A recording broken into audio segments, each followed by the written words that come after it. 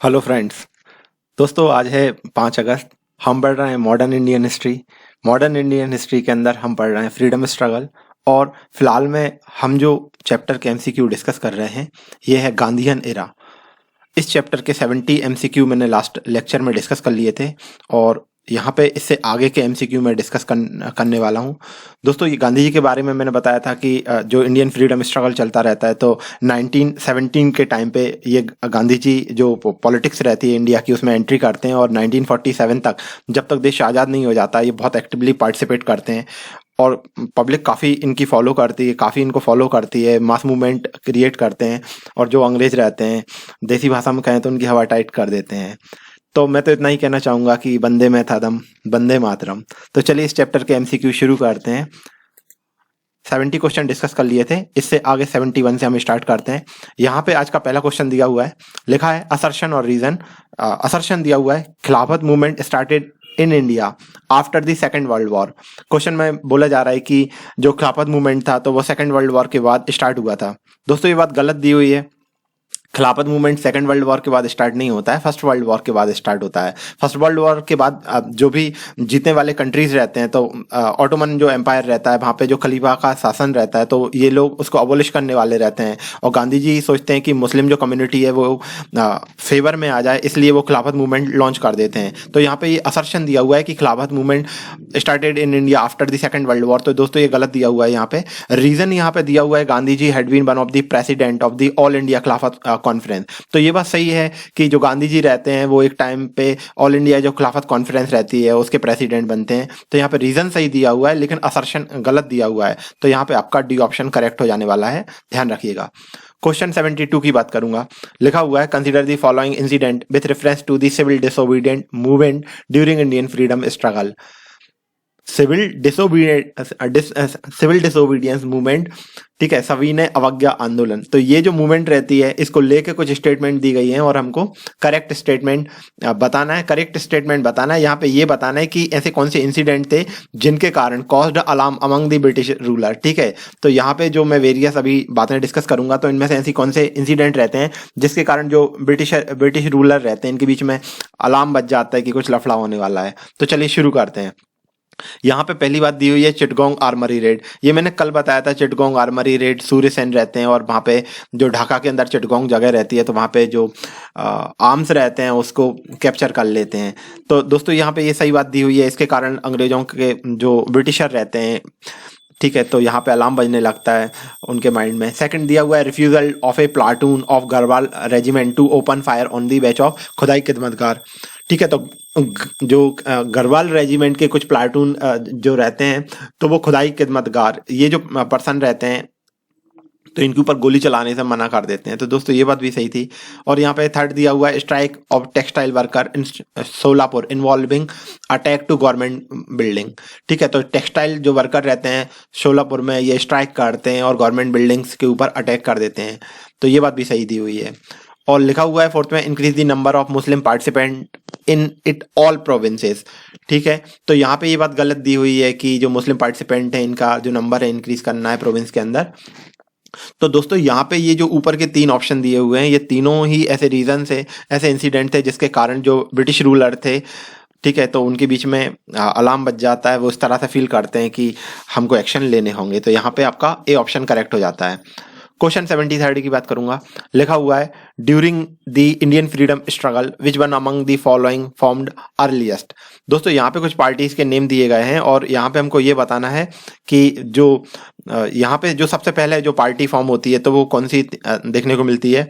सबसे पहला यहाँ पे दिया हुआ है कांग्रेस सोशलिस्ट पार्टी। दोस्तों ये मैंने आपको कल बताया था कांग्रेस सोशलिस्ट पार्टी के बारे में। ये 1934 में फॉर्म होती है और यहाँ पे आपके जो लीडर रहते हैं जेपी नारायण, राम मनोहर लोहिया, आचार्य नरेंद्र देव। ठीक है, तो ये 1934 में फॉर्म होती है। सेकंड लिखा हुआ है CPI communist party of India. दोस्तों ये वो ऑर्गेनाइजेशन रहता है जो कि सबसे पहले फॉर्म होता है और मैंने कल बताया भी था आपको कि ये 1925 के टाइम पे फॉर्म होता है और एम.एन. रॉय, मानवेंद्र नाथ रॉय जो रहते हैं तो वो उसके फाउंडर कंसीडर करे जाते हैं। ठीक है, और ये आपका 1925 में देखने को मिलती है, ये बात ध्यान रखिएगा। और यहाँ पे सी ऑप्शन दिया हुआ है HSRA, Hindustan Republic socialist association. ये जो ऑर्गेनाइजेशन था तो इससे भगत सिंह, चंद्रशेखर आजाद, सचिन सान्याल, तो इस तरह के लोग जुड़े रहते हैं, ये बात ध्यान रखिएगा। और ये जो आपका HSRA है तो ये 1928 के टाइम पे फॉर्म होती है। और डी ऑप्शन दिया है all India state people's conference, दोस्तों ये 1927 के टाइम पे फॉर्म होती है। तो यहाँ पे आप सारी बातें देख रहे हो, जो आपका कांग्रेस सोशलिस्ट पार्टी है ये 34 में फॉर्म हो रही है, CPI 25 में फॉर्म होती है, HSRA आपका 1928 में देखने को मिलता है और ये 1927 में। तो यहाँ पे सबसे पहले जो पार्टी फॉर्म हुई थी वो पूछा गया था, यहाँ पे बी ऑप्शन आपका करेक्ट है, communist party of India. Question 74 की बात करेंगे, लिखा हुआ है to independent states of India and Pakistan were created by. तो बोला जा रहा है कि दो स्वतंत्र देश या जो स्टेट थे इंडिया और पाकिस्तान वो क्रिएट करे गए थे। तो किसके थ्रू क्रिएट करे गए थे?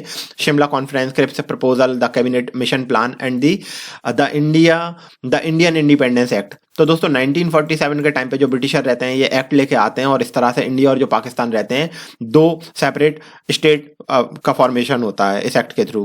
क्वेश्चन 75 की बात करूंगा, लिखा हुआ है the lady Congress leader who went underground during the quit India movement. Question में बोला जा रहा है कि ऐसी कौन सी लेडी रहती हैं, कांग्रेस की लीडर रहती हैं जो कि क्विट इंडिया मूवमेंट के टाइम पे अंडरग्राउंड एक्टिविटी कंडक्ट करती हैं। और ये जो लेडी थी वो थी अरुणा आसफ अली, और ये बात मैंने कल भी बताई थी आपको। क्वेश्चन 76 की बात करूंगा, लिखा हुआ है after the election in 1937 the Congress minister tendered their resignation because. तो क्वेश्चन में बोला जा रहा है कि 1937 में जो चुनाव होता है फिर इसके बाद क्या करते हैं कि जो कांग्रेस के जो भी मिनिस्टर्स रहते हैं, लीडर्स रहते हैं, तो ये अपना रेजिग्नेशन दे देते हैं। तो पूछा जा रहा है कि ऐसा क्यों किया गया था। यहाँ पे पहला ऑप्शन दिया गया है the British government declared India a party to world war second without consulting them. अब बोला जा रहा है कि जो ब्रिटिश गवर्नमेंट रहती है, ठीक है, तो जो इंडियंस लोग रहते हैं इनको वर्ल्ड वॉर जो सेकंड था उसमें एज ए पार्टी डिक्लेयर कर देती है। मतलब वहां पे जो फोर्सेस भेजी जा रही थी तो वहां पे वर्ल्ड वॉर सेकंड में इंडिया को भी मान लिया जाता है कि ये भी शामिल है और यहाँ से इंडियन जो फोर्सेस रहती हैं तो उनको भेजा जा रहा रहता है। तो जो ब्रिटिश जो कांग्रेस के लीडर्स रहते हैं तो वो रिजाइन कर देते हैं इस बात को लेकर। तो यहाँ पे ये बात सही दी हुई है दोस्तों, ये ऑप्शन करेक्ट है। सेकंड लिखा हुआ है of undue interference of their working by the government, ठीक है, बिना मतलब के जो काम था तो गवर्नमेंट उसमें इंटरफियर कर रही थी, ये गलत दिया हुआ है। Of positive of financial resources with hampered all development works, ठीक है, फाइनेंशियल रिसोर्सेज की कमी हो रही है जिसके कारण से डेवलपमेंट वर्क्स जो रहे वो हैम्पर हो रहा था, तो ये भी गलत दिया हुआ है। डी ऑप्शन है of their inexperience to run the administration, ठीक है, जो एडमिनिस्ट्रेशन में इनएक्सपीरियंस के कारण रन करने में जो प्रॉब्लम हो रही है, तो ये बात भी गलत दी हुई है। यहाँ पे ए ऑप्शन करेक्ट दिया हुआ है। क्वेश्चन 77 की बात करूंगा, लिखा हुआ है who was the first woman president of Indian national Congress. बोला जा रहा है जो INC था तो इसकी पहली महिला प्रेसिडेंट कौन बनती है? Annie Besant, Aruna Asaf Ali, Sarojini Naidu and Vijayalakshmi Pandit. तो यहाँ पे एनी बेसेंट करेक्ट ऑप्शन है आपका। क्वेश्चन 78 लिखा है Ramsay McDonald communal award gave. बोला जा रहा है कि ये रैमसे मैकडोनाल्ड कम्युनल अवार्ड है तो ये क्या ऑफर करता है? Privy purse to native princes, तो ये गलत दिया हुआ है। प्रीवी पर्स तो आज़ादी के बाद ऑफर करी गई थी, जो भी राजे रजवाड़े थे तो उनसे बोला गया था कि आप इंडिया में मर्ज हो जाएं और आपके जो भी पावर्स हैं वो एज इट इज़ रख लिए जाएंगे, तो उसी को प्रीवी पर्स बोला गया था। और बाद में ये एक पर्टिकुलर टाइम पे एक अमेंडमेंट के थ्रू फिनिश कर दी गई थी, ये बात खत्म कर दी गई थी। लेकिन फिलहाल में यहाँ पे रामसे मैकडोनाल्ड कम्युनल अवार्ड की बात करी गई है, तो ये पहली बात गलत दी हुई है। दूसरा लिखा है कम्युनल रिप्रेजेंटेशन टू मुस्लिम, तो यहाँ पे ये बात भी नहीं करी गई थी। Reservation to Sikh in election, ये भी गलत दिया हुआ है। डी ऑप्शन लिखा है separate electorate for depressed classes. दोस्तों ये कम्युनल अवार्ड जो लॉन्च करा गया था तो इसमें जो दलित लोग थे, डिप्रेस्ड क्लास के जो लोग थे, उनको सेपरेट इलेक्टोरेट की बात करी गई थी, तो यहाँ पे डी ऑप्शन आपका करेक्ट है। Question 79 who of the following was known as Deshbandhu. बोला जा रहा है कि देशबंधु किसको बोला जाता था? अरविंदो घोष, CR दास, दादा भाई नौरोजी, ज्योतिबा फुले। तो CR दास, चित्तरंजन दास, ये वो पर्सन रहते हैं जिनको देशबंधु बोला जाता है। क्वेश्चन 80 लिखा हुआ है which one of the following is correct chronological order. तो दोस्तों यहाँ पे क्वेश्चन जो 80 है तो यहाँ पे सीक्वेंस से पूछा गया है, क्रोनोलॉजिकल ऑर्डर में हमको सारी बातें बताना है। और इस तरह के दो क्वेश्चन मैंने कल भी डिस्कस करे थे और मैं आपको बता देता हूँ। सबसे पहले साइमन कमीशन देखने को मिलता है दोस्तों। साइमन कमीशन 1928 के टाइम पे आता है। First RTC round table conference होती है दोस्तों लंदन के अंदर, और जो RTC रहती है तो इसमें जो इंडियन नेशनल कांग्रेस रहती है इसके लीडर नहीं जाते हैं, ठीक है, तो ये 1931 के टाइम पे देखने को मिलती है। गांधी इरविन पैक्ट, जब ये कांग्रेस के लीडर रहते हैं तो ये आरटीसी में नहीं जाते हैं, तो जो इरविन रहता है, लॉर्ड इरविन, जो कि एक वायसरॉय रहता है, वो गांधी जी से एक पैक्ट करता है, समझौता करता है कि आप उसको चलिए वहां पे, ठीक है। और फिर इसके बाद पूना पैक्ट लॉन्च होता है दोस्तों। पूना पैक्ट, इससे पहले अभी जो मैं बता रहा था आपको, कम्युनल अवार्ड आ जाता है वहां पे। ये जो अंग्रेज रहते हैं ये एक चाल चल देते हैं कि जो डिप्रेस्ड क्लास है उनको भी हम सेपरेट इलेक्टोरेट दे देते हैं, लेकिन यहाँ पे गांधी और जो अम्बेडकर रहते हैं तो वहां पे डिस्प्यूट देखने को मिलता है, और फिर गांधी जी और अम्बेडकर एक पैक्ट कर लेते हैं, पूना पैक्ट बोलते हैं। तो यहाँ पे ये सारी बातें सीक्वेंस में दी हुई हैं, यहाँ पे बी ऑप्शन आपका करेक्ट हो जाता है। क्वेश्चन 81 की बात करूंगा। लिखा हुआ है कि during India freedom struggle C.R. Das form Congress Khilafat Swaraj party within the Congress which was later known as Swarajist party. बोला जा रहा है कि इंडिया का जो फ्रीडम स्ट्रगल चलता रहता है तो C.R. दास वो पर्सन रहते हैं जो कि कांग्रेस खिलाफत स्वराज पार्टी को लॉन्च कर देते हैं, जिसको स्वराजिस्ट पार्टी बोला जाता है। तो ये सही दिया हुआ है दोस्तों। ये मैंने कल बताया था आपको, मोतीलाल नेहरू और जो C.R. दास रहते हैं। क्विट इंडिया मूवमेंट जो रहता है, तो क्विट इंडिया मूवमेंट नहीं, सॉरी दोस्तों, वहां पे जो मूवमेंट चलती रहती है आपका नॉन कॉपरेशन मूवमेंट, तो वो सडनली गांधी जी बंद कर देते हैं चौरा चौरी इंसिडेंट के बाद। तो ये दो लीडर रहते हैं, ये एक पार्टी फॉर्म करते हैं जिसको स्वराज पार्टी बोलते हैं। तो ये सही दिया हुआ है। रीजन दिया हुआ है at special Calcutta session of 1920 C.R. Das opposed Gandhi ji, ठीक है। तो कलकत्ता सेशन 1920 में जब होता है तो जो C.R. दास रहते हैं ये गांधी जी का विरोध करते हैं। तो ये रीजन भी सही दिया हुआ है, लेकिन यहाँ पे जो असर्शन दिया हुआ है उसका जो रीजन है वो करेक्ट एक्सप्लेनेशन दिया है, नहीं दिया हुआ है। तो यहाँ पे आपका बी ऑप्शन करेक्ट हो जाता है। क्वेश्चन 82 लिखा हुआ है both Congress and Muslim League refuse the offer of Cripps mission. दोस्तों क्रिप्स मिशन आपका ये 22 मार्च से लेके 11 अप्रैल 1942 के टाइम पे देखने को मिलता है। और क्रिप्स मिशन जो भी ऑफर करता है तो बोला जा रहा है कि कांग्रेस और जो मुस्लिम लीग के लीडर्स रहते हैं तो इसको रिफ्यूज कर देते हैं। तो यहाँ पे ये बात सही दी हुई है।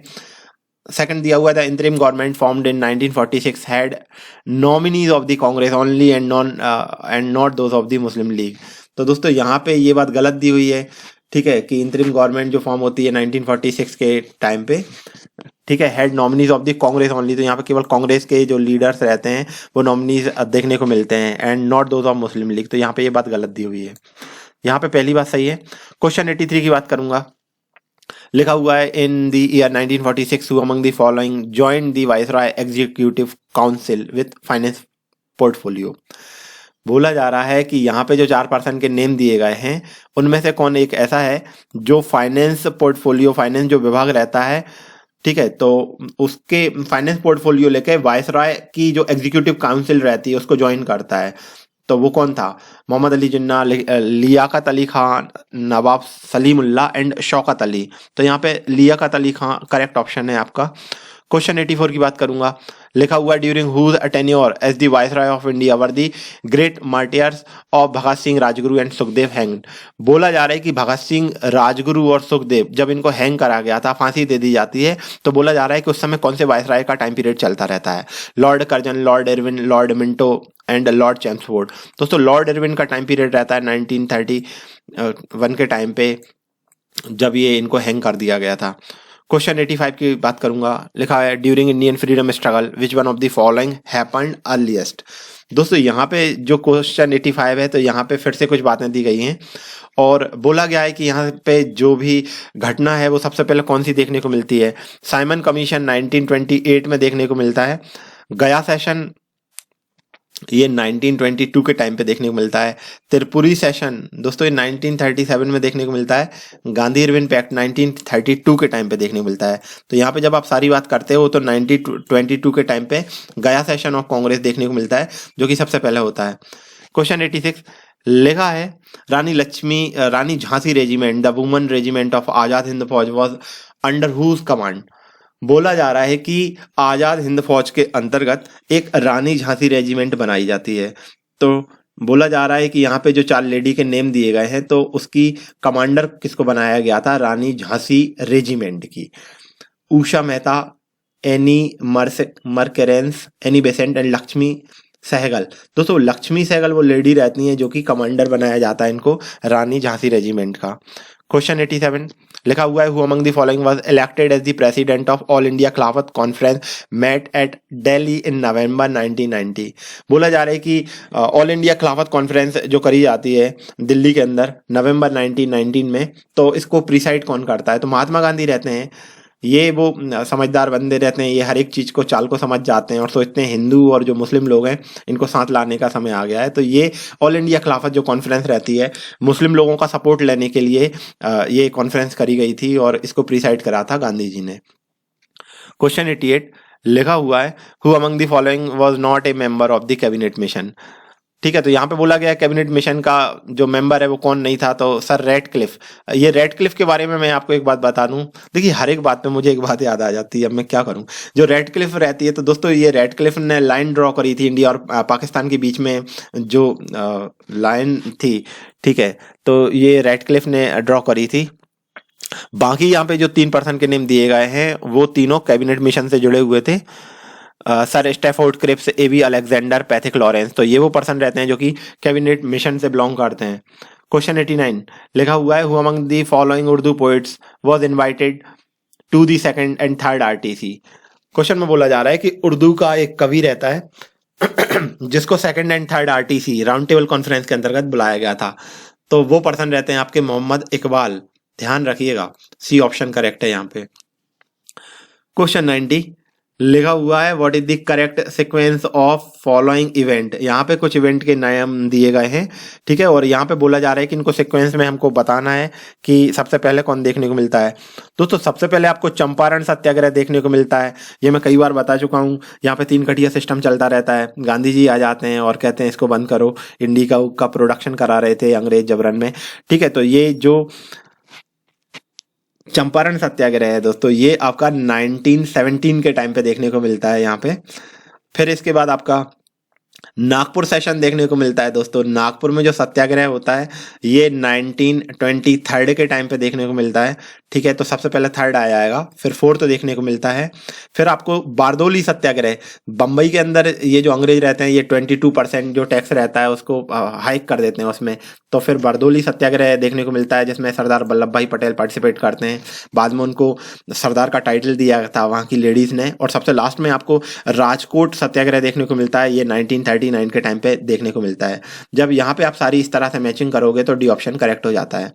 क्वेश्चन 91 लिखा है, when Lord Mountbatten became the first governor general of free India, who among the following became the governor general for Pakistan.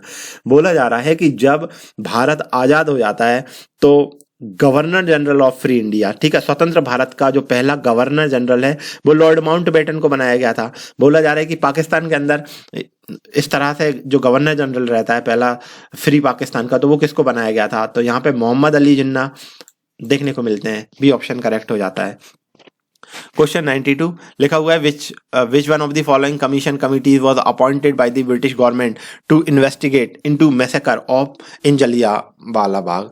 बोला जा रहा है कि जलियांवाला बाग में जो बहुत सारे लोगों को मार दिया गया था, जो मैसेकर देखने को मिलता है, तो ब्रिटिश जो गवर्नमेंट रहती है इस बात को इन्वेस्टिगेट करने के लिए कि किसकी गलती है, वहां पे एक कमीशन या कमिटी सेटअप करती है।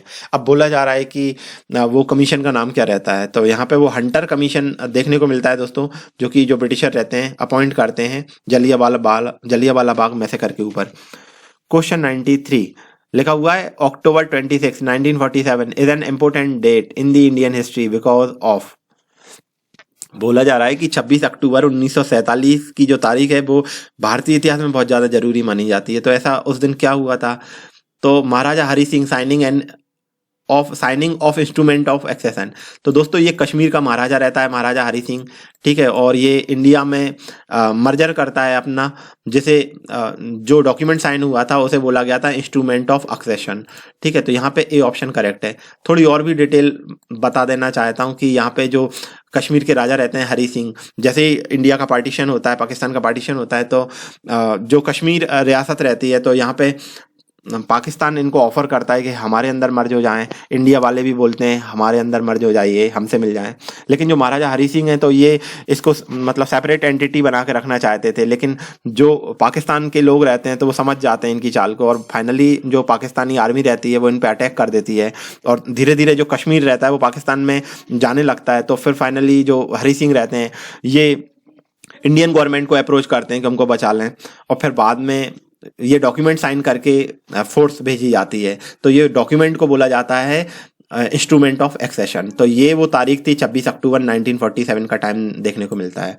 ठीक है, क्वेश्चन 94 की बात करूंगा।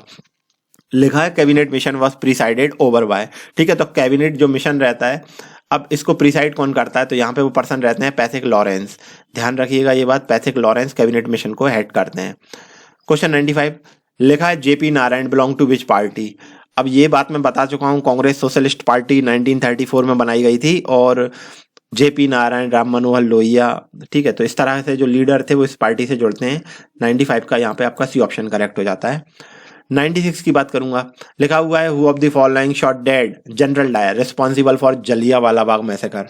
बोला जा रहा है कि जलियांवाला बाग जो मैसेकर होता है, हत्याकांड होता है, तो यहाँ पे एक पर्सन रहता है जो कि जनरल डायर, जिसने शूट का ऑर्डर देता है, तो उस पर्सन को जाके गोली मार दी थी। उसी टाइम पे तो नहीं मारी होती है, बाद में मारा जाता है इनको। तो वो पर्सन कौन था? खुदीराम, भगत सिंह, मदन लाल ढींगरा एंड ऊधम सिंह। तो ऊधम सिंह वो पर्सन रहते हैं दोस्तों, और काफी मैं इन्फ्लुएंस हूँ इस पर्सनैलिटी से। ठीक है, तो ऊधम सिंह के ऊपर कई सारी मूवीज भी बन चुकी हैं, आप देखिएगा इनको। तो यहाँ पे जो ऊधम सिंह रहते हैं, जलियांवाला बाग जो टाइम पीरियड चलता है, तो यहाँ पे ये वो पर्सन रहते हैं जिनकी चटक जाती है मेरी भाषा में कहें तो, और फिर फाइनली ये लंदन के अंदर जाके ये जब बहुत बूढ़ा हो जाता है जनरल डायर, तो इसको शूट करते हैं। Question 97 quit India movement was led by. दोस्तों बोला जा रहा है क्विट इंडिया मूवमेंट कब लॉन्च करा गया था, किसने लॉन्च करा था? सबसे पहले मैं आपको बता दूं, क्विट इंडिया मूवमेंट 1942 के टाइम पे देखने को मिलता है, और ये महात्मा गांधी, ठीक है, इसके लीडर रहते हैं। क्वेश्चन 98 लिखा हुआ है द मंत्र डू और डाई वाज गिवन बाय। बोला जा रहा है करो या मरो, ये किसने बोला था, ये किसने मतलब मंत्र दिया था? तो ये गांधी जी का डायलॉग है, करो या मरो। क्वेश्चन 99 लिखा हुआ है Bhagat Singh, Rajguru and Sukhdev were hanged on. बोला जा रहा है कि सुखदेव, भगत सिंह, राजगुरु, इनको फांसी कब दी गई थी? तो 23 मार्च 1931 का टाइम रहता है जब इनको लटका दिया गया था। क्वेश्चन 100 लिखा है वेयर वॉज आजाद हिंद फौज सेटअप। तो ये सुभाष चंद्र बोस रहते हैं दोस्तों, ये आजाद हिंद फौज सेटअप करते हैं। तो बोला जा रहा है ये कहाँ पे इन्होंने ये फौज बनाई थी? Japan, Burma, Singapore and England. तो दोस्तों ये सिंगापुर में आपको ये आजाद हिंद फौज देखने को मिलती है। क्वेश्चन 101 लिखा हुआ है हु इज नोन एज लोकनायक। लोकनायक किसको बोला जाता था? तो लोकनायक जेपी नारायण को बोला जाता था। ध्यान रखिएगा यहाँ पे सी ऑप्शन आपका करेक्ट है। Question 102 at the time of transfer of power 1947 one of the following state possessed a well developed Congress party organisation which was। बोला जा रहा है कि 1947 के टाइम पे जब पावर का ट्रांसफर करा जाता है, तो यहाँ पे जो 4 स्टेट के नेम दिए गए हैं, वहां पे किसी एक स्टेट के अंदर वेल डेवलप्ड कांग्रेस पार्टी का ऑर्गेनाइजेशन देखने को मिलता है। तो वो कौन सा स्टेट रहता है? हैदराबाद, अवध, मैसूर एंड जूनागढ़। दोस्तों ये मैसूर रहता है जहां पे आपको वेल डेवलप्ड कांग्रेस पार्टी का ऑर्गेनाइजेशन देखने को मिल जाता है। क्वेश्चन 103 लिखा है the Congress and Travancore launch a civil disobedient movement against the autocratic government of Dewan of Travancore. ठीक है, तो हु वाज।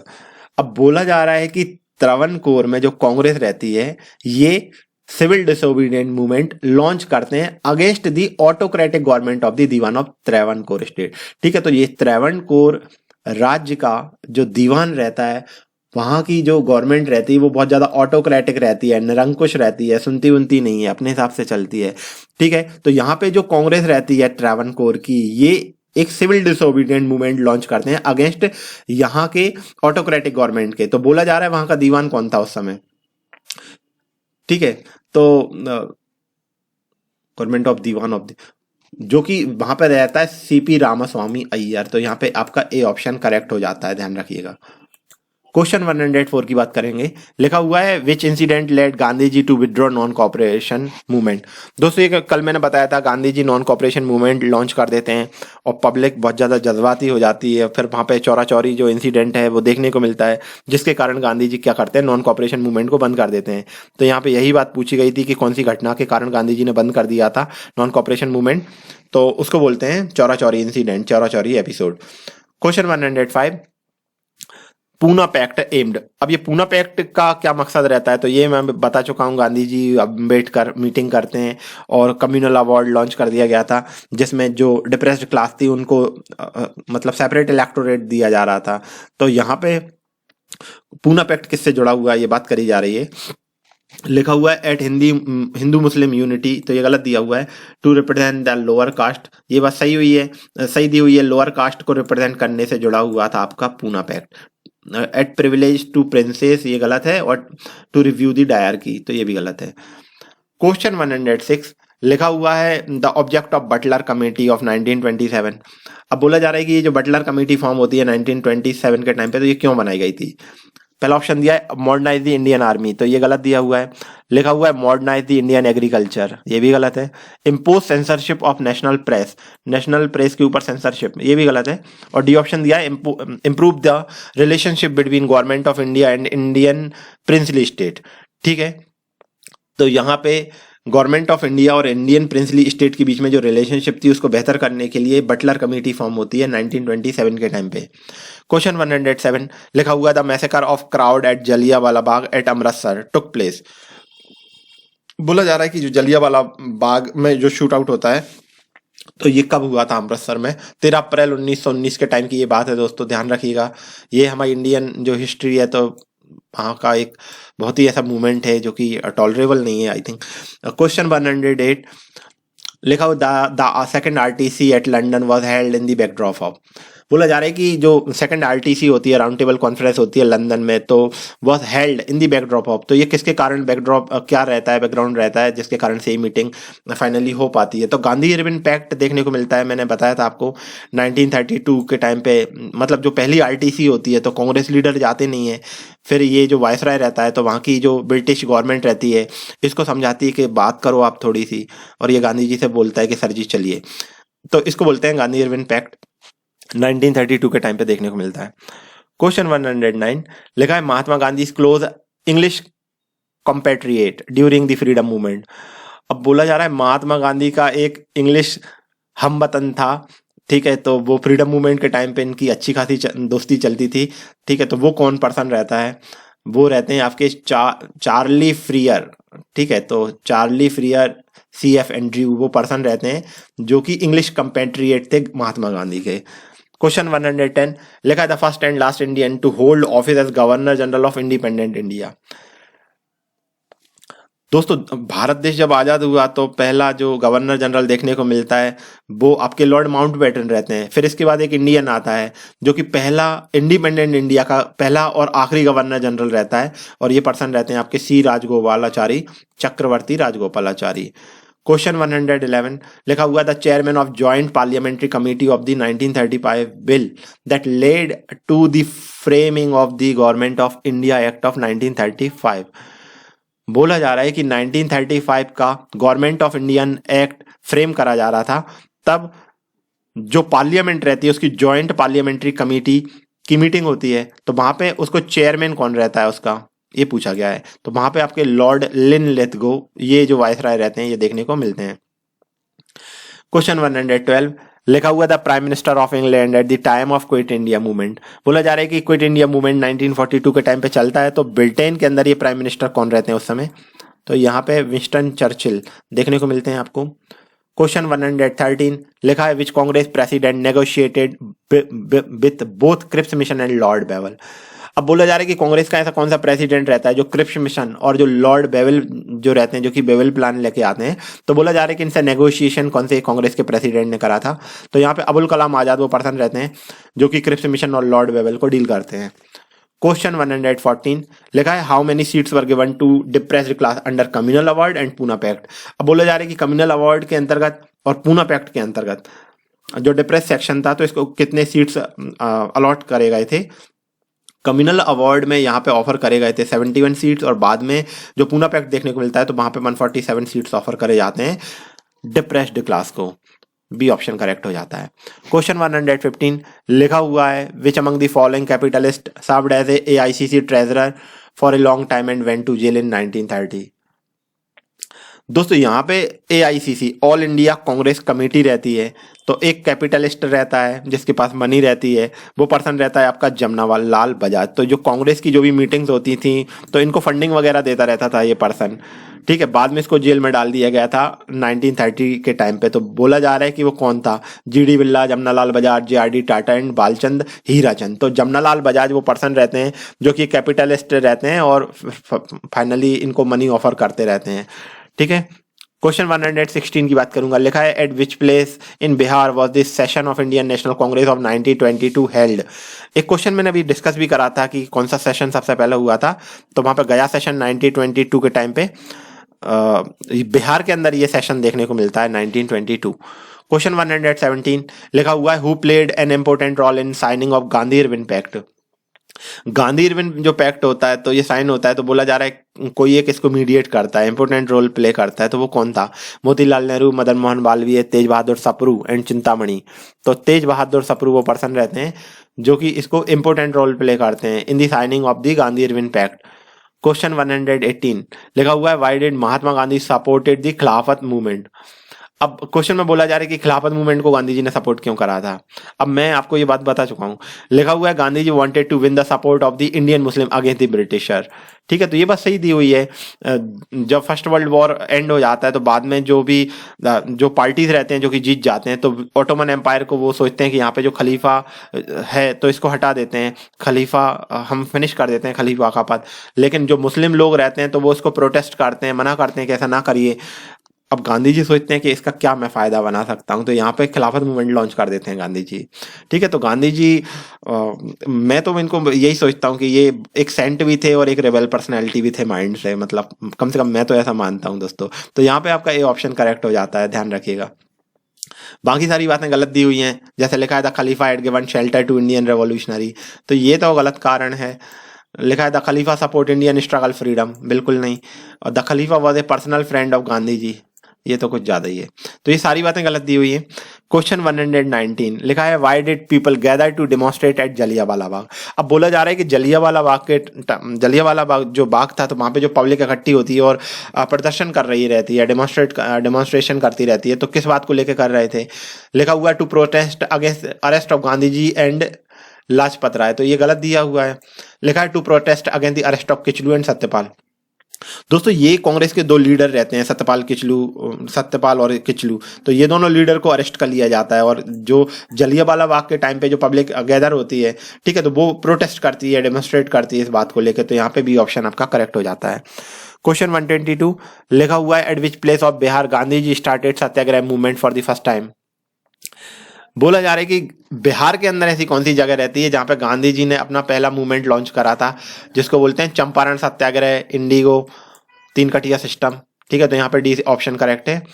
क्वेश्चन लिखा हुआ है 121 रॉलेट एक्ट कब पास करा गया था, तो ये 1919 के टाइम की बात है। रॉलेट एक्ट एक ऐसा एक्ट रहता है, इसे काला कानून बोलते थे, कि किसी को भी उठा के बिना कोई रीजन के हम अरेस्ट कर सकते हैं।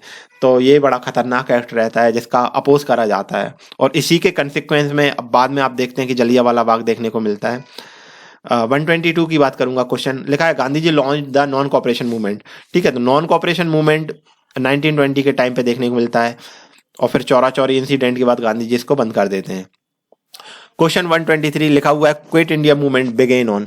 अब बोला जा रहा है कि जो क्विट इंडिया मूवमेंट है तो ये कब देखने को मिलता है, तो दोस्तों यहाँ पे 9 अगस्त 1942 का टाइम रहता है जब आपका क्विट इंडिया मूवमेंट देखने को मिलता है।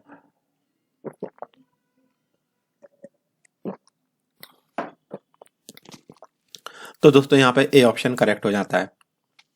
क्वेश्चन 124 की बात करूंगा। यहां पे कुछ इवेंट के नेम दिए गए हैं, हमको क्रोनोलॉजिकल ऑर्डर में अरेंज करना है।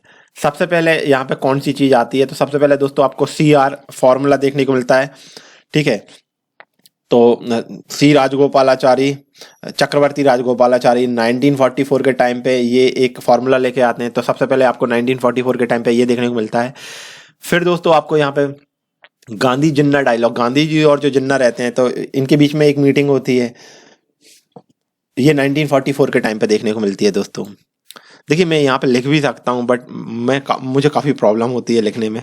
ठीक है, तो सीआर फॉर्मूला दोस्तों आपको 1944 के टाइम पे देखने को मिलता है और उसी ईयर में सितंबर के टाइम पे गांधी जिन्ना डायलॉग देखने को मिलता है आपको। फिर यहाँ पे दोस्तों बेबल प्लान 1945 के टाइम पे देखने को मिलता है आपको। और कैबिनेट मिशन दोस्तों फिर आपको 1946 में देखने को मिलता है। जब आप इसको पूरा क्रोनोलॉजिकल ऑर्डर में अरेंज करते हैं तो यहाँ पे आपका डी ऑप्शन करेक्ट हो जाता है। क्वेश्चन 125 लिखा हुआ है who of the following took the burning of the foreign cloth during the non cooperation movement as insensate waste. बोला जा रहा है नॉन कॉपरेशन मूवमेंट के टाइम पे यहाँ पे कोई एक पर्सन रहते हैं जो कि जो विदेशी कपड़े रहते हैं, फॉरेन क्लॉथ रहते हैं, उनको इनसेंसेट वेस्ट बोल के जला देते हैं। ठीक है, तो ये कौन पर्सन रहते हैं?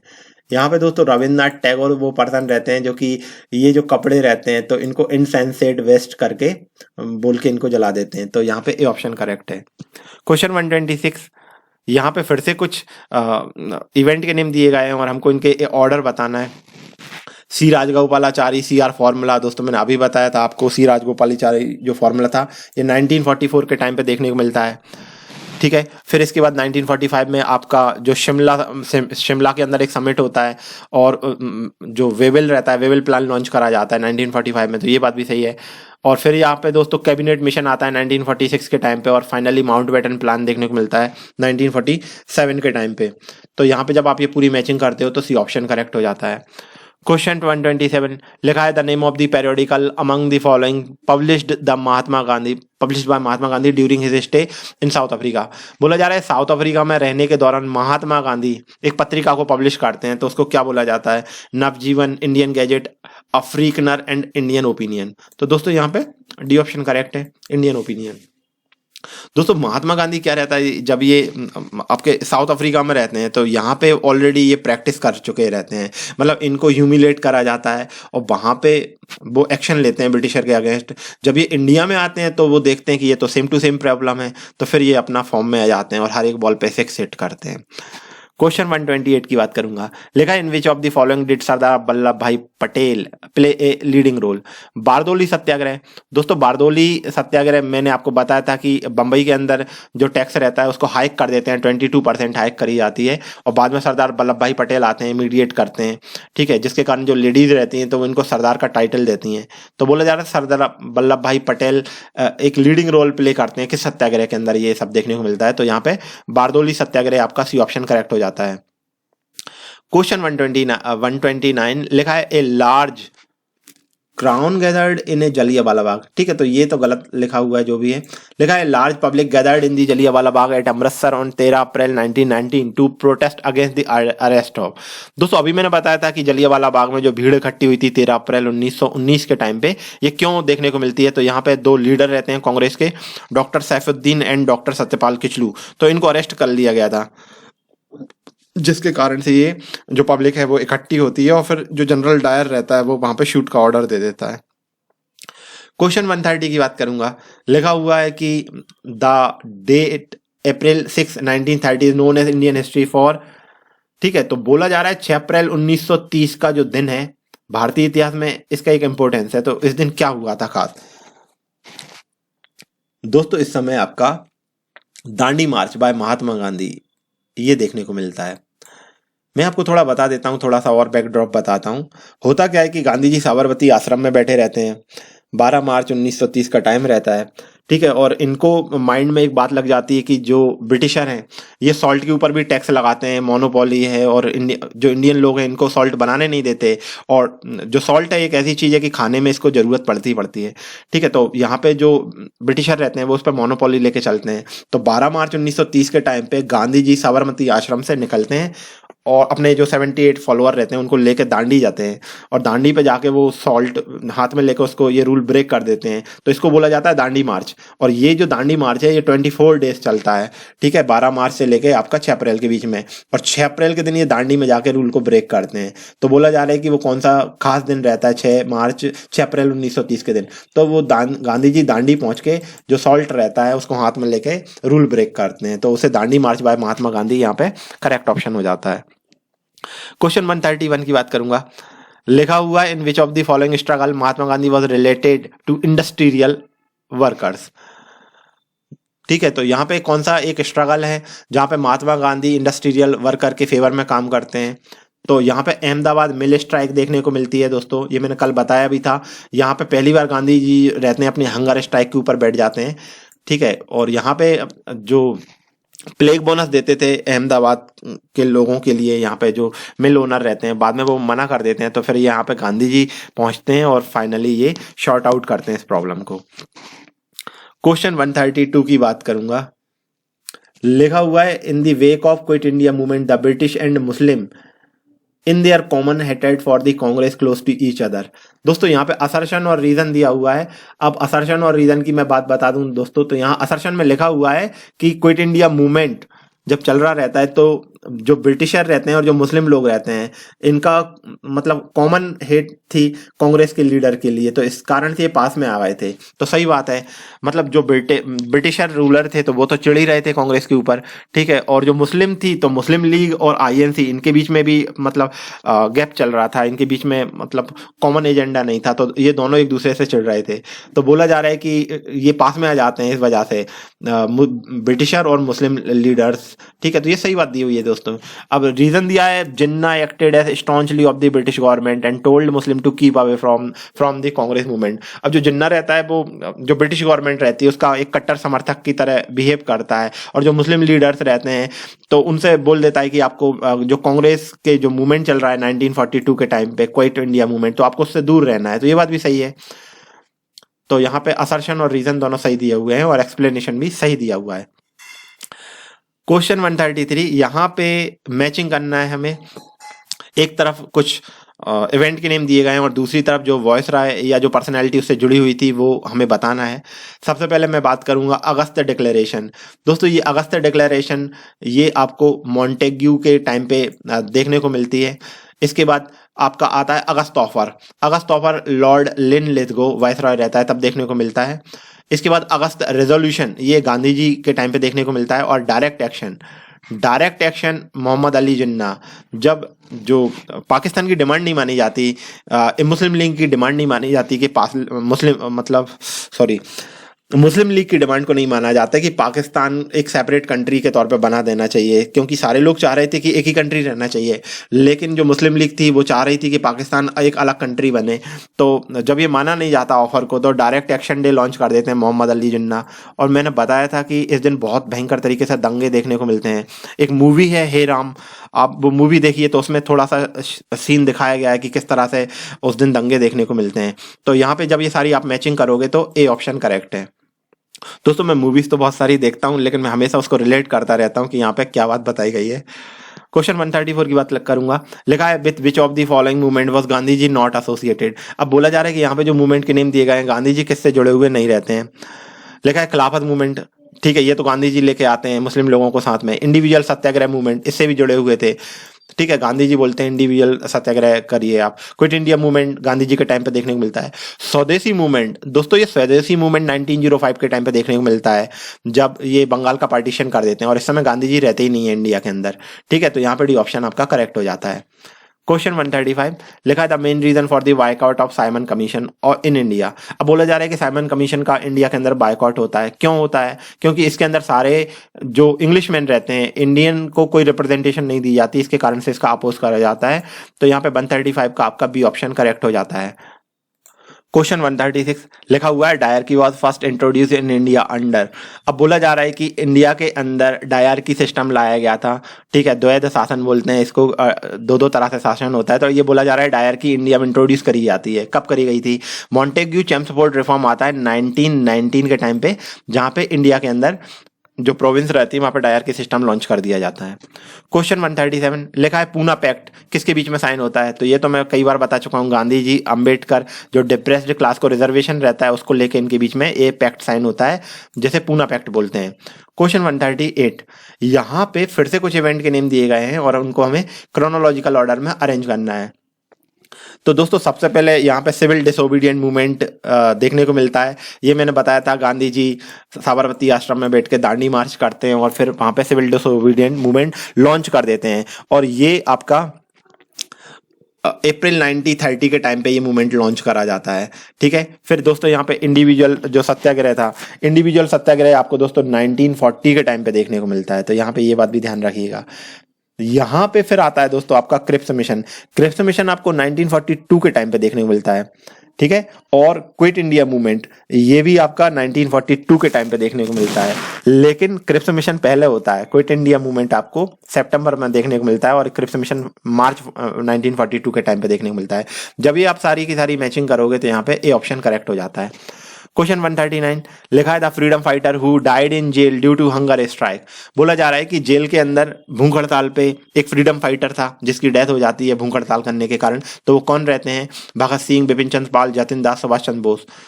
तो जतिन दास वो पर्सन रहते हैं, कई सारी मूवीज भगत सिंह के ऊपर बनी हुई है जहाँ पे ये जो सीन है ये दिखाया गया है कि किस तरह से वो हंगर स्ट्राइक पे बैठ जाते हैं और उनकी फाइनली डेथ हो जाती है। दोस्तों क्वेश्चन 140 देखते हैं। लिखा हुआ है कि who of the following said Mahatma Gandhi like fleeting Phantom raises dust but not the level. तो यहाँ पे बोला जा रहा है दोस्तों कि जो महात्मा गांधी हैं वो फ्लीटिंग फैंटम, एक फ्लीटिंग फैंटम की तरह डस्ट को तो उठाते हैं लेकिन लेवल को ऊपर नहीं उठाते हैं। ठीक है, तो ये बात अब कौन बोल रहा है गांधी जी के बारे में? तो ये थे बी आर अम्बेडकर। दोस्तों मैं आपको ये भी बताना चाहूंगा गांधी जी और अम्बेडकर के बीच में बहुत अच्छा रिलेशन देखने को नहीं मिलता। इनकी एज में भी ज़्यादा डिफरेंस नहीं था, 2 साल का गैप देखने को मिलता है।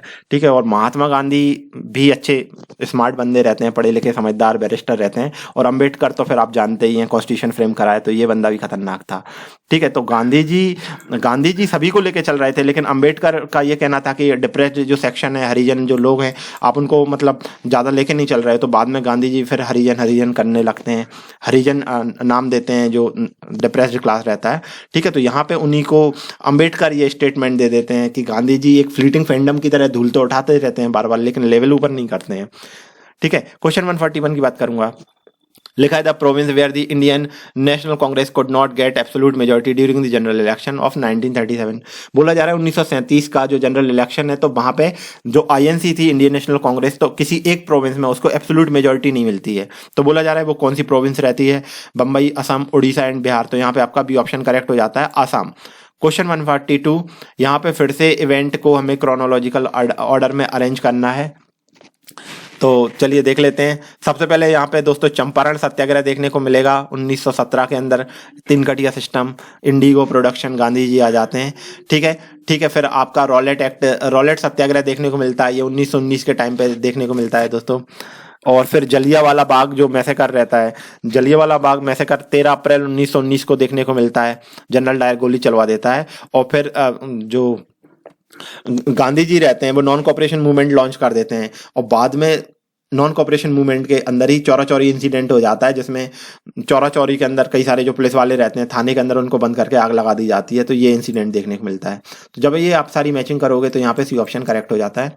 क्वेश्चन 143 लिखा हुआ है the historic Dandi march is associated with. Dandi march किस चीज से जुड़ा हुआ है? तो वायलेशन ऑफ सॉल्ट लॉ। तो दोस्तों ये मैं बता चुका हूँ, यहाँ पे भी ऑप्शन करेक्ट हो जाता है। क्वेश्चन 144 लिखा हुआ है who among the following decided to launch the independent party on 16 December 1922। अब दोस्तों मैं ये बता चुका हूँ कि जो सिविल डिसोबीडिएंट मूवमेंट चलता रहता है, गांधी जी चौरा चौरी इंसिडेंट के कारण उसको बंद कर देते हैं। ठीक है, और फिर गांधी जी को बाद में अरेस्ट भी कर लिया जाता है। बाद में गांधी जी जेल चले जाते हैं। अब बोला जा रहा है कि यहाँ पे 16 दिसंबर 1922 के टाइम पे कुछ कांग्रेस के जो लीडर हैं वो इंडिपेंडेंट पार्टी फॉर्म कर देते हैं, एक सेपरेट पार्टी बनाने लगते हैं। तो वो लीडर कौन थे? और ये मैं आपको बता चुका हूँ, मोतीलाल नेहरू, CR दास। ठीक है, तो ये लोग वो पार्टी फॉर्म करते हैं। तो यहाँ पे एक लीडर तो फोर्थ ऑप्शन है ही, थर्ड ऑप्शन मोहम्मद अली जिन्ना तो कतई नहीं है, तो ये गलत दिया हुआ है यहाँ पे। तो इसका मतलब यहाँ पे सेकंड एंड फोर्थ करेक्ट होता है। मदन मोहन मालवीय भी उस पार्टी से बिलोंग करते हैं। क्वेश्चन 145 लिखा हुआ है which of the following statement are true about the Simon commission. Simon commission को लेकर यहाँ पे कौन सी बात सही करी गई है? लिखा हुआ है it was appointed to enquire into the working of the 1919 act.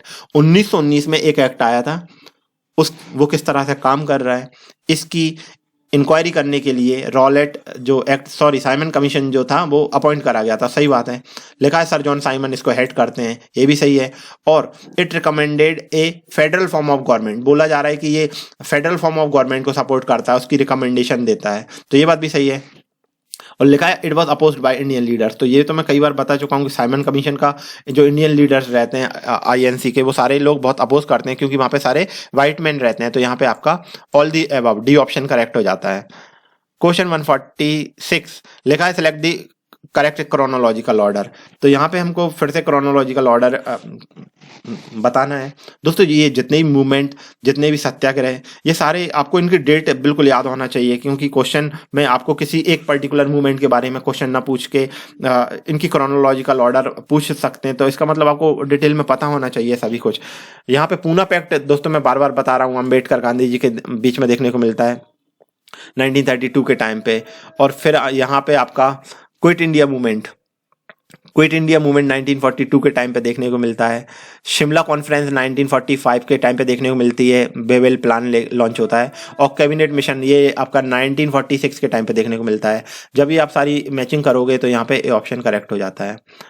ठीक है, which of the following institution were found during the non cooperation movement, बोला जा रहा है नॉन कॉपरेशन मूवमेंट 1920 से 22 के बीच में कौन से इंस्टीट्यूशन थे स्टडी के, तो वो फॉर्म होते हैं, बनाए जाते हैं, इस्टेब्लिश करे जाते हैं।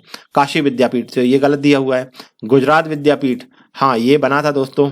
और जामिया मिलिया, ठीक है, तो ये यूनिवर्सिटी आपका दिल्ली में देखने को मिलती है, तो ये यूनिवर्सिटी फॉर्म होती है।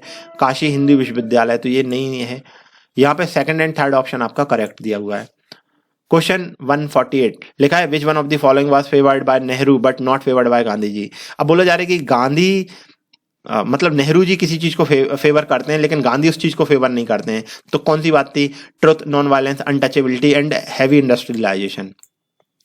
दोस्तों हैवी इंडस्ट्रियलाइजेशन जो है, मतलब हैवी इंडस्ट्रियलाइजेशन को लेके नेहरू और गांधी जी थोड़ा अलग अलग सोचते हैं। गांधी जी आपका रामराज की बात करते हैं, सेल्फ गवर्नेंस की बात करते हैं, क्योंकि गांधी जी देखते हैं कि जो मेजोरिटी पब्लिक है वो गांव से जुड़ी हुई है, तो कॉटेज इंडस्ट्री को प्रमोट करते हैं। लेकिन ये जो नेहरू जी थे तो ये बाहर पड़े हुए थे, दुनियादारी देखी हुई थी। हालांकि ऐसा नहीं है गांधी जी भोले बंदर थे, ये भी सारी बातें समझते थे, लेकिन फिर भी जो नेहरू थे तो ये हमेशा इस चीज को फेवर करते थे कि हैवी इंडस्ट्रियलाइजेशन करना चाहिए इंडिया के अंदर। और बाद में जब देश आज़ाद होता है तो नेहरू ये अपनी पॉलिसी भी लॉन्च करते हैं। लेकिन गांधी जी देश आज़ाद होने के बाद ज़्यादा टाइम रहते नहीं हैं, तो जब देश गुलाम रहता है तब ये ज़्यादा गांधी जी देखने को मिलते हैं, और उस समय ये जो विलेज इंडस्ट्री रहती है उसको फेवर करते हैं। तो यहाँ पे ये दोनों इस बात को लेकर इनमें डिफरेंस रहते हैं हैवी इंडस्ट्रियलाइजेशन को लेके। क्वेश्चन 149 लिखा हुआ है कि Nehru had no regard for Upanishad. बोला जा रहा है कि जो नेहरू थे तो ये उपनिषद को नहीं मानते थे, कोई सम्मान नहीं करते थे, तो गलत दिया हुआ है दोस्तों, ये बात गलत लिखी हुई है। रीजन दिया हुआ है हिज एटीट्यूड वाज साइंटिफिक, ये बात सही है। नेहरू को प्राइम मिनिस्टर भी बनाया इसलिए गया था दोस्तों, वो अच्छा खासा इंग्लिश बोल लेते थे, काफ़ी घूमे फिरे हुए थे, ठीक है। आई थिंक कैम्ब्रिज वगैरह यूनिवर्सिटी से पढ़े हुए थे, काफ़ी साइंटिफिक उनका टेम्परामेंट था।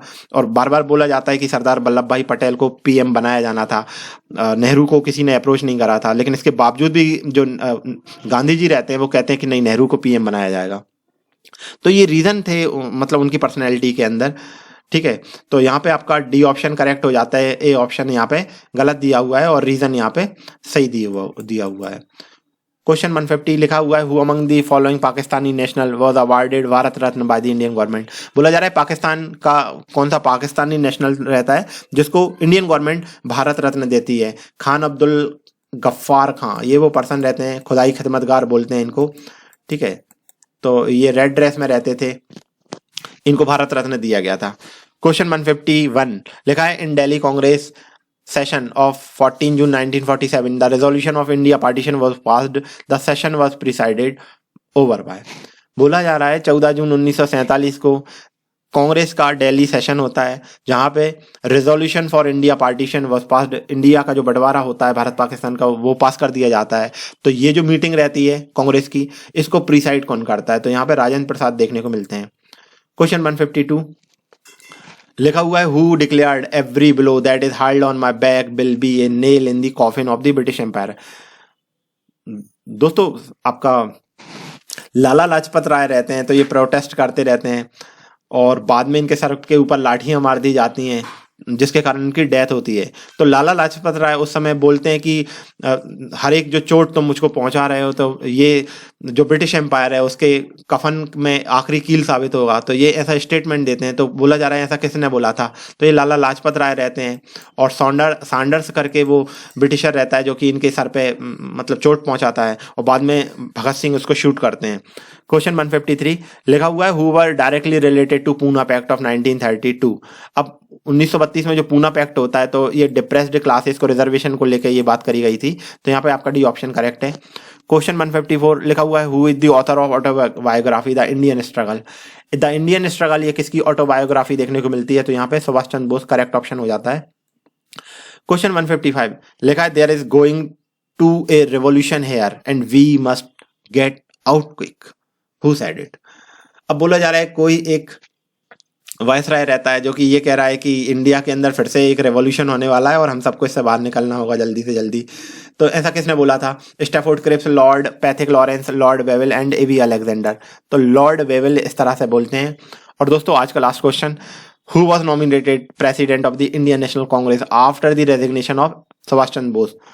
ठीक है, तो दोस्तों सुभाष चंद्र बोस मतलब रेगुलरली आपका जो आईएनसी रहती है इंडियन नेशनल कांग्रेस, इसका जो प्रीसाइड रहता है, प्रेसिडेंट रहते हैं, बार बार चुने जा रहे रहते हैं। तो गांधी जी अपना एक कैंडिडेट खड़ा करते हैं पट्टाभी सीतारामैया और सुभाष चंद्र बोस उसको भी हरा देते हैं। तो बाद में गांधी जी मतलब थोड़े नाराज से चलते रहते हैं तो सुभाष चंद्र बोस उसको रिजाइन कर देते हैं। और बाद में जो कांग्रेस का सेशन रहता है तो उसको प्रीसाइड कौन करता है ये पूछा गया है। तो यहाँ पे राजेंद्र प्रसाद देखने को मिलते हैं दोस्तों। तो यहाँ पे आपका बी ऑप्शन करेक्ट है। ठीक है, और इसको त्रिपुरी क्राइसिस करके बोला जाता है। तो यहाँ पे 156 का आपका बी ऑप्शन करेक्ट हो जाएगा। दोस्तों इस चैप्टर के एमसीक्यू अभी और भी रह गए हैं, मैंने आपको कल भी बताया था। ये इस लेक्चर का सेकंड पार्ट था। अभी Gandhi ji, Indian freedom struggle, ये सारे जो एमसीक्यू हैं अभी थोड़े और हैं, हम कुछ और भी इनके बारे में अभी और लेक्चर डिस्कस करेंगे। फिलहाल के लिए बस इतना ही, स्टडी करते रहिएगा। Thank you very much, thank you.